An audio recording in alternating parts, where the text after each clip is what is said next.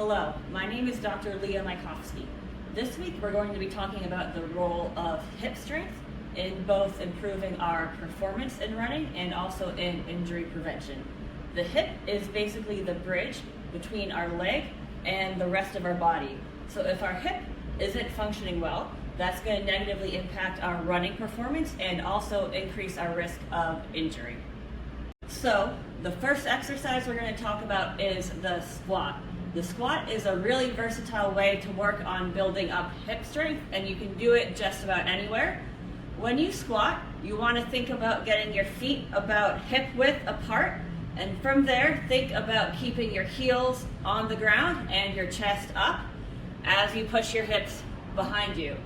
How low or how high you go will be based on your comfort level.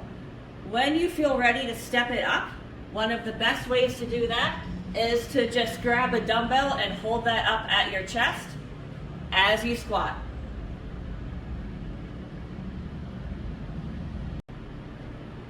Next, we are going over the deadlift. The deadlift is going to strengthen your hips by strengthening your glutes.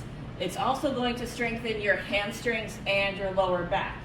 When you deadlift, you can use a barbell or a dumbbell. We're going over dumbbell today because it's a little bit more easy to find wherever you go. So with a dumbbell deadlift, grab yourself a pair of dumbbells, get your feet just underneath your hips, and from there, soft bend in the knees, keep your back flat, reach down to the floor, stand on back up.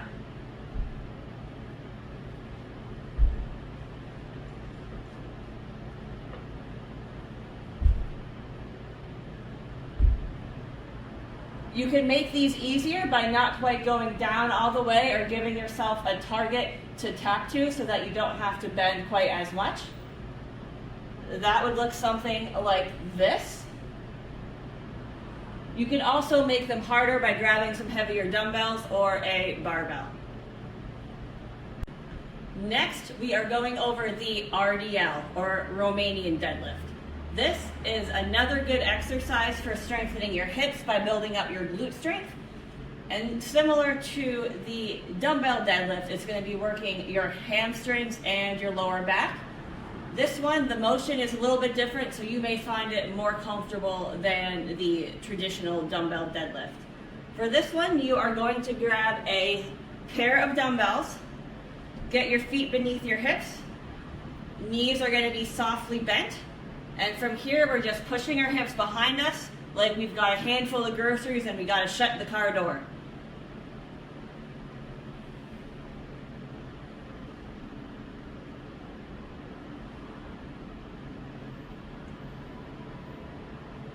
This can also be done with one dumbbell if that's all you have available to you.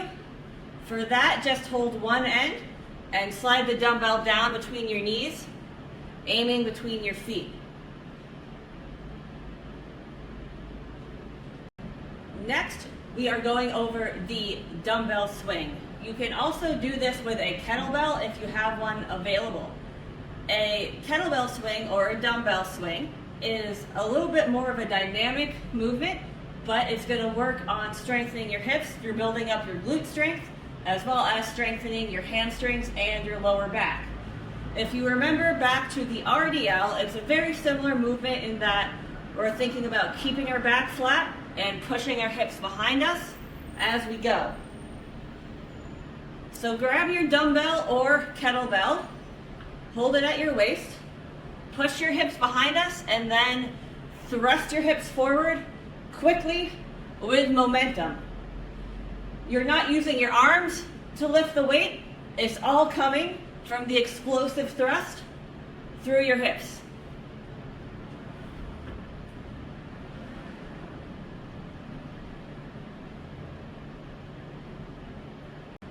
Hip extensions work on strengthening your glutes and also on strengthening all of your hip stabilizing muscles, which are these tiny muscles in your hip that help keep you stable when you're running or walking, etc.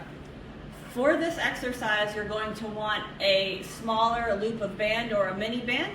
If you don't have one of those, you can double up a larger band and that will do the trick.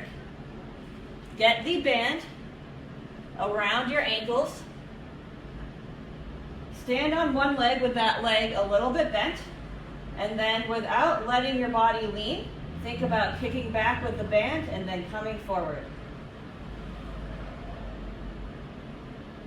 This is going to be working both the leg that you're standing on and the leg that's kicking back as well.